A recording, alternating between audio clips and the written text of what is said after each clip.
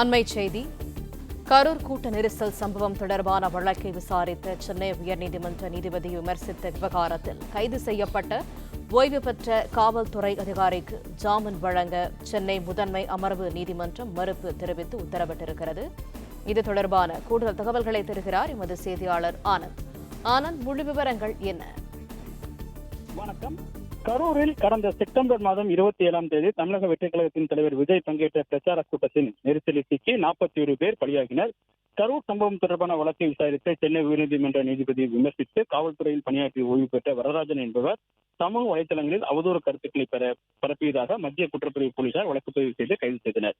இந்த நிலையில் கடந்த அக்டோபர் 7ஆம் தேதி கைது செய்யப்பட்ட வரதராஜன் ஜாமீன் கோரி சென்னை மாவட்ட முதன்மை அமர்வு நீதிமன்றத்தில் மனு தாக்கல் செய்தார். அந்த மனுவில் அரசியல் உள்நோக்கத்துடன் தனக்கு எதிராக வழக்கு பதிவு செய்யப்பட்டிருப்பதாகவும் வயது மூப்பு காரணமாக பல்வேறு உடல் நல பிரச்சனைகள் எதிர்கொள்வதால் தமக்கு ஜாமீன் வழங்க வேண்டும் எனவும் கோரியிருந்தார்.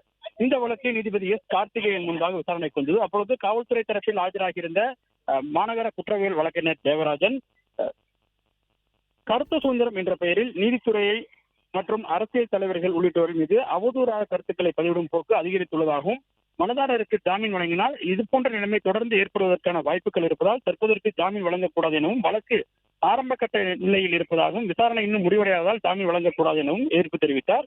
இதனை பதிவு செய்து கொண்ட நீதிபதி வரதராஜனுடைய ஜாமீன் மனுவை தள்ளுபடி செய்து உத்தரவிட்டிருக்கின்றார்.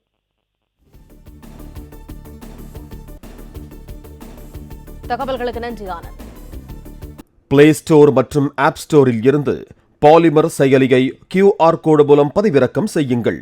செய்திகளை உடனுக்குடன் பெறுங்கள்.